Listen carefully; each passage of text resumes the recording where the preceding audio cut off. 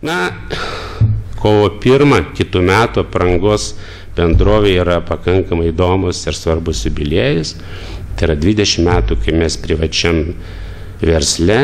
Na ir toks pasitik jubiliejumi savo keliame tikslus pasiekti absoliučiai geriausiais visais, galbūt dalimi rodiklių. Šiuo metu atrodo, kad mes galim absoliučiai visus ir rodiklius viršinti, skaitant ir prieš krizinį apyvartos lygį.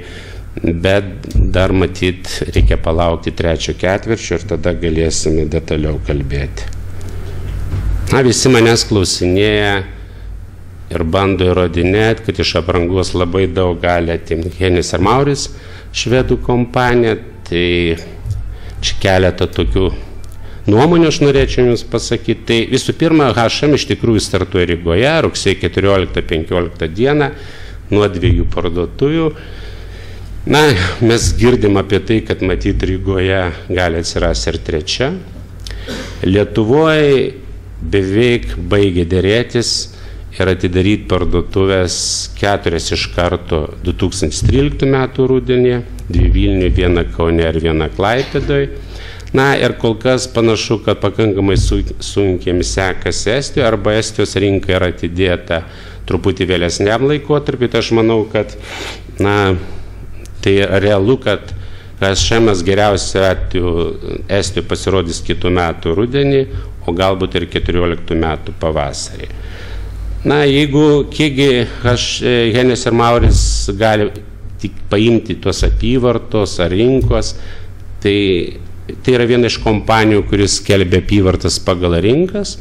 Jūs gali nesunkiai atsiverti jų internetinį puslapį ir pažiūrėti finansinės ataskaitas, pažiūrėti, kiek kiekvienoje šalyje prekiauna. Na, mes panašiomis rinkomis kaip Lietuva ar Pabaltijos šalis laikom Lenkiją, Čekiją ir Slovakiją. Tai ten vidutiniškai jų viena parduotuvė prekiauna apie 3,5 milijono eurų, tai yra apie 11 milijonų litų, tai yra atitinkamai yra paskaičiuota, kiek jie gali tikėtis per pilnus metus, kada bus praeis pilni metai nuo parduotuvių atidarimo, jie gali daryti apyvartas. Prie bet kokių sąlygų panašu, kad jau 14 metų viduryje gali turėti 16-22 tūkstančius kvadratinių metrų patalpų. Aš manau, kad tuo metu apranga turės 3, galbūt 3,5 kartų daugiau. Be abejo, H&M tikrai padidins konkurenciją savo stipriausiose pozicijose, jie labai stiprus vaikiškų prekių sortimente ir jaunimo prekių sortimente. Ir su H&M atėjimu jaunimo prekių sortimentas iš principo tas pilnai vakarietiškas, nes šitoje rinkoje bus visi pagrindiniai rinkos dalyviai, kurie yra svarbus, kurie iš tikrųjų labai stiprus visose regionuose. Na, H&M atidarimas, jis pritrauks ir naujų pirkėjų, ir naujų pinigų, nes manau, kad pakankamai daug šiuo metu žmonių perka užsienį H&M gaminius, nebus jiems poreikio leisti tuos pinigus užsienį, galėsite tą padaryti Lietuvoje. Manau, kad H&M gali atiminėti ne tik, sakykime, iš veikiančių rinkos dalyvių, bet galbūt net ir daugiau iš turgaus prekeivių, nes jie santykinai turi žemas kainas, madingus gaminius, sakykime, ir tokius vidutinės kokybės.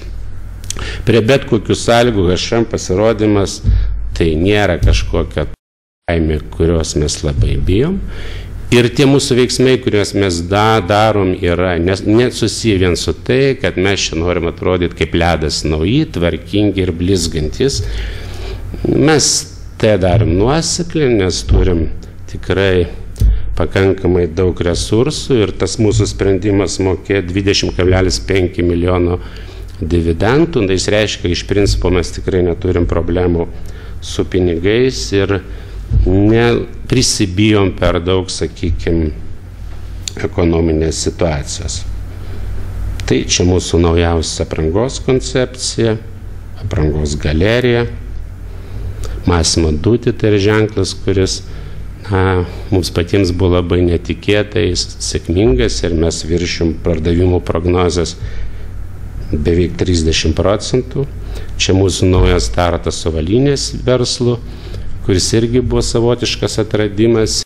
Čia su bankai susitarimas ir turim kredito limitą, kad mes šiuo metu galim panaudoti papildomai maždaug 40-50 milijonų litų. Mes jų neatsisakėm, bet kurio momento mes galim pasinaudoti tą galimybę ir bankai šiuo metu tiesiog prievartinė tvarka siūlo pinigus. Tai mes tikrai nematom jokių problemų su finansavimo galimybėmis. Aš taip pajokau privartinę tvarką, nieks mūsų nespaudžia, bet šiai dienai turim gerus skaičius, gerą vardą ir gerų planų pasiskolinti yra iš tikrųjų jokių problemų.